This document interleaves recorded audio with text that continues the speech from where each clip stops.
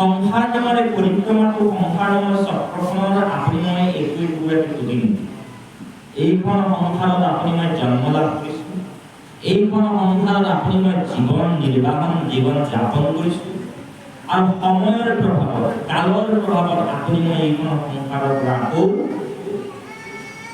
আন এটা জীৱৰ শৰীৰলৈ নিজক ৰূপান্তৰিত কৰিব লাগিব। সংসাৰ মাটি পানী বায়ু আকাশ অগ্নিৰে পৰিবেষ্টিত এইখন সংসাৰৰ মাজতেই চক্ৰবদ্ধভাৱে আপুনি মই এটা শৰীৰৰ পৰা আন এটা শৰীৰলৈ মাথোন আত্মাটোৰ পৰিৱৰ্তন কৰাই থাকিম। যিদৰে আজি দেওবাৰে নামঘৰলৈ পিন্ধি অহা পোচাকযোৰ কালিলৈ আপোনালোকে সলাই আন এযোৰ পোচাক পিন্ধিব, কালিলৈ পিন্ধা পোচাকযোৰ সলাই পৰহিলৈ এযোৰ বেলেগ পোচাক পিন্ধিব। শৰীৰটো এটাই শৰীৰ, তদনুৰূপভাৱে ভিন্ন লিংগৰে হওক আপোনাৰ মোৰ আত্মাই থিতাপি ল'ব, শৰীৰটো সলাই থাকিব।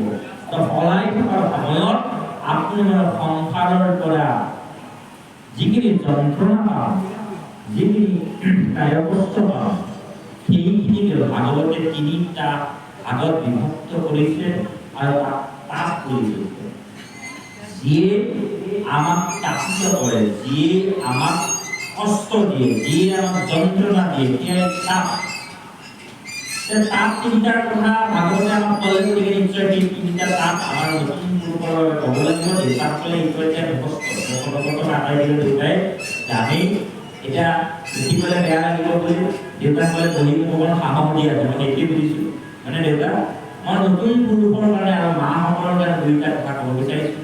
বাহিৰত ধুনীয়াকৈ বহি বতাহ খাই হাঁহি থকা ভণ্টি কেইজনীৰ কাৰণেও কথাকেইটা ক'ব বিচাৰিছোঁ যে তিনিটা তাপে আপোনাক মোক নিৰন্তৰ প্ৰতিপল আপোনাক তাপিত কৰি ৰাখিছে। আমি জীৱ হিচাপে মনুষ্য হিচাপে জন্মগ্ৰহণ কৰি এই সাংসাৰিক জীৱনত তিনি প্ৰকাৰৰ তাপৰ সদায় সন্মুখীন হৈ আছোঁ। আদি দৈবিক, আদি ভৌতিক আৰু আধ্যাত্মিক। আদি দৈবিক তাপ, এই যে সূৰ্যটোৱে প্ৰচণ্ড পৰা তাপ দিবলৈ আৰম্ভ কৰিছে, কঁকালৰ ঘামবোৰ ওলাইছে, শৰীৰত গৰম লাগিছে, ৰাতি যদি আগতে যেতিয়া আপোনালোকে ভাত পানী হৈছিল, কেতিয়াবা আপোনালোকৰ ইয়াত খৰাং হৈছিল, কেতিয়াবা ভূমিকম্প, কেতিয়াবা দুৰ্যোগ, অৰ্থাৎ ভিন্ন দৈনিক প্ৰাকৃতিক পৰিঘটনাই আমাক প্ৰত্যেককে কষ্ট দি আছে। এই কষ্ট কেৱল মনুষ্যৰে নহয়, জীৱবোৰৰ কষ্ট নহয় দেউতা। গতিকে আদি দৈনিক তাপে, যদিও আমি মনুষ্যকেন্দ্ৰিক চিন্তাৰে ভাগৱত আলাপ আলোচনা কৰিছোঁ যে ৰ'দৰ তাপটোৱে আপোনাক কষ্ট দিছে আৰু পথাৰত থকা কুকুৰক এইটাকে কিন্তু কষ্ট সমানেই দিছে। এই আদি দৈবিকতা যি দৈবিকভাৱে প্ৰকৃতিগতভাৱে আপুনি মই ভিন্ন যন্ত্ৰণা বা কষ্টৰ পৰা সন্মুখীন হৈছোঁ। ইয়াৰ পিছত তাতটো হ'ল আদি ভৌতিক। ভৌতিক ভূত শব্দৰ পৰা ভৌতিক আহিছে। ভূত মানে জীৱ। সন্ধিয়া হোৱাৰ লগে লগে মহ কেইটাই কামুৰি আপোনাক বিলাই নাইকিয়া কৰে। পথাৰলৈ মাটি ৰুবলৈ গৈছে জোককেইটালে কামুৰি আপোনাক বিলাই নাইকিয়া কৰে। ক'ৰবাৰ পৰা ৰাস্তাত খোজকাঢ়ি আছে পিছফালৰ পৰা গৰু এটা আহি দিলে খোজ মাৰি বা কুকুৰ এটা আহি দিলে কামুৰি। অৰ্থাৎ জীৱৰ পৰাও আপুনি মই ভিন্ন সময়ত ভিন্ন ধৰণে কষ্ট পাব, যন্ত্ৰণা পাব। তাক আদি ভৌতিক তাপ কৰি আছে। আপুনি মই পোৱা জীৱনত পোৱা কষ্টখিনিৰ কথা আমি এতিয়া আলোচনা কৰিম। আৰু তৃতীয়টো তাপ আধ্যাত্মিক তাপ, যি তাপ মোৰ মনৰ সৈতে সম্পৰ্কিত, মানসিকভাৱে য'ত মই কষ্ট পাওঁ, যন্ত্ৰণা পাওঁ, পীড়া হয় মোৰ শৰীৰত। কঁকালটো বিষাইছে, কঁকালত বিষটো হ'ব লাগিছিল, কিন্তু কৰবাত মন আৰু মগজুত দিয়া সহ্য কৰা নাই দেউতা, উঠিব লাগে, নহয়নে? সন্ধিয়া শাহুমাই চাহকাপ বিচাৰিলে, বোৱাৰী চাহকাপ দিয়াচোন, নিজে বনাই খাব নোৱাৰে নেকি? দেখা নাই মই পিতেকক নাতিনীয়েকৰ লগত খেলি আছো বুলি যেতিয়া ক'ব, কৰবাত মাজনীৰ বুকুখন সেইখিনিতে বেদনাক্ত হৈ পৰিব, নহয়নে? নহয়নে মা?